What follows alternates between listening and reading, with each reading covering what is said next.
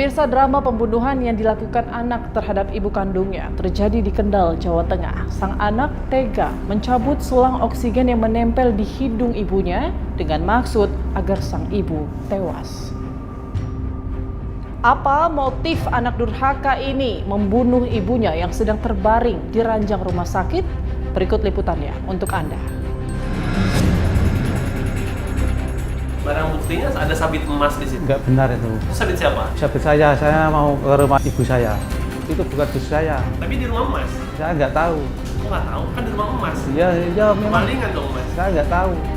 Dalam proses penyidikan keterangan tersangka itu nilainya 0. Artinya kita tidak berdasarkan pada mengejar pengakuan dari si tersangka ini sendiri.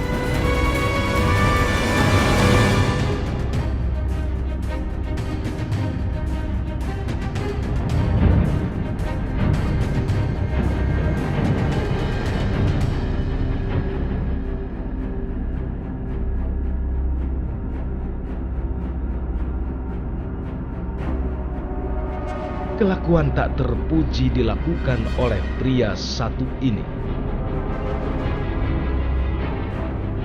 Dengan sengaja ia mencabut selang oksigen yang terpasang di salah satu pasien Puskesmas Cepiring, Kabupaten Kendal, Jawa Tengah.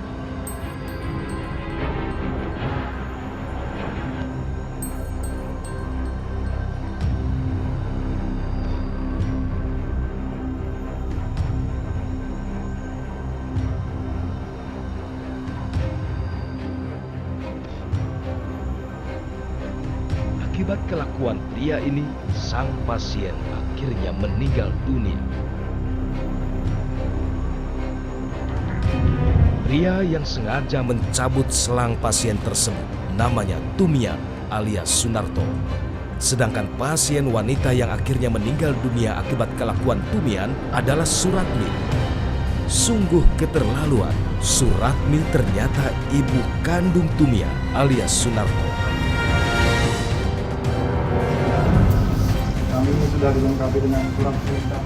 5 bulan berlalu, polisi yang mendalami kasus ini akhirnya meringkus Tumian alias Sunarto di tempat tinggalnya di Desa Korowelang Anyar, Kecamatan Cepiring, Kabupaten Kendal, Jawa Tengah.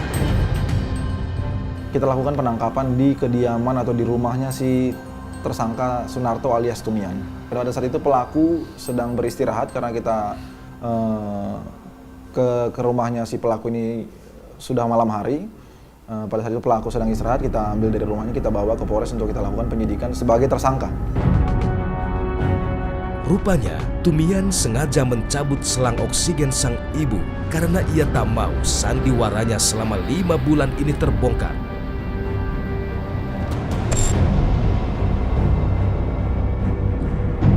Ya, Suratmi ternyata dibawa ke Puskesmas Cepiring setelah bagian kepalanya dihujani sabetan senjata tajam oleh Tumian alias Sunarto. Hal ini diperkuat dengan ditemukannya sejumlah alat bukti di tempat tinggal Tumian. Kami temukan di TKP sendiri yaitu ini adalah baju yang dipakai oleh korban. Ini baju jarik yang dipakai oleh Ibu Suratmi pada saat kejadian itu kami sita setelah kita lakukan otopsi. Dan juga di lokasi TKP persisnya di Desa Korowelang Anyar kami juga menyita satu bilah sabit yang ini juga diakuin oleh dan juga beberapa keterangan saksi sesuai bahwa ini adalah yang sehari-hari dipergunakan oleh saudara Sunarto alias Tumian yang merupakan pelaku dalam kasus ini. Yang menjadi barang bukti kunci kami adalah baju warna biru lengan pendek yang ada corak tulisan Pingi di sininya. Baju ini kami amankan dari rumah pelaku yang berada sekitar 500 meter dari tempat kejadian perkara di Desa Korowelang Anyar, Kecamatan Cepiring, Kendal. Baju ini waktu itu disembunyikan oleh pelaku di tumpukan-tumpukan pakaian kotor yang juga sudah direndam. Jadi pada saat itu baju ini sudah terendam posisinya.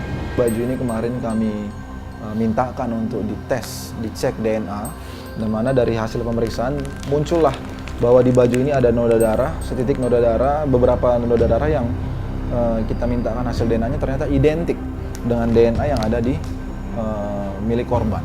Artinya match antara DNA yang ada di baju ini, yang kita temukan dari rumah tersangka yang sekitar jaraknya 500 meter, dengan DNA si korban sendiri.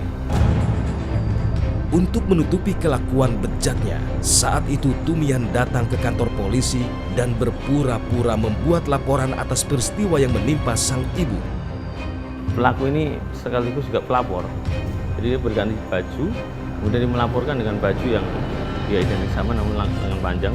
Setelah dia melakukan tindak pidana tersebut, kemudian dia kembali ke rumah, berganti baju, kemudian mengajak tetangganya satu lain untuk datang ke menemukan ibunya yang meninggal, menolong di ambulan. Bukannya dia mengikuti ambulan tersebut, tapi malah ke polsek untuk melaporkan.